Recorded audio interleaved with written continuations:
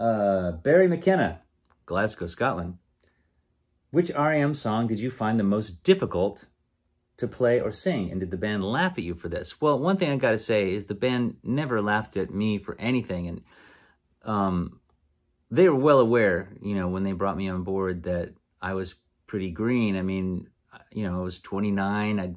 I'd played in my band. We'd done some things, you know, I'd played with Big Star, which is quite a big deal, but I didn't have a vast amount of experience as a session player or something like that, you know, that I have a lot of experience now, but back then, you know, I mean, I basically played in my band and a little bit other things. And so they knew that they weren't getting like someone from music school who could, you know, do everything. And they didn't want that. They wanted somebody who had a little more originality, I suppose, you know, not too schooled and predictable. Because they could have had anybody they wanted. I mean, you know, so they wanted those particular qualities of mine, which are precisely the fact that I wasn't professional in the more conventional way.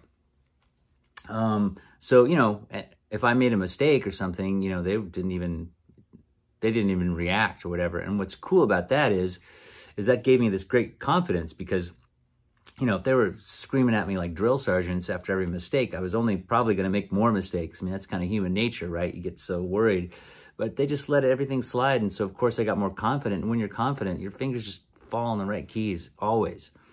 I think the hardest song to play, the little pattern to learn, was Perfect Circle.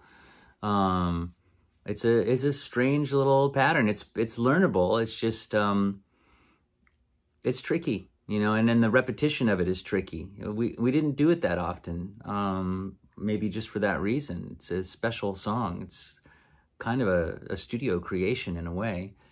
And I was always, you know, playing the kind of, I guess it's an oboe or whatever that's on the original, or the solo that's in Night Swimming. That was always a little nerve-wracking because it's really naked. You know, there's just the piano and that instrument playing lead and trying to make it sound real, you know, not make any bum notes because it is so exposed. That was a little nerve-wracking. But no, they were always cool about everything. And a little bit of wildness, you know, rough around the edges performances was a bonus for them. They, you know, they wanted it to be real. And they all, you know, everybody makes a mistake somewhere and drops a note or, you know, gets whatever, fingers don't fall in the right place. It's no big deal, you know. That's the way, you know, it's a live show.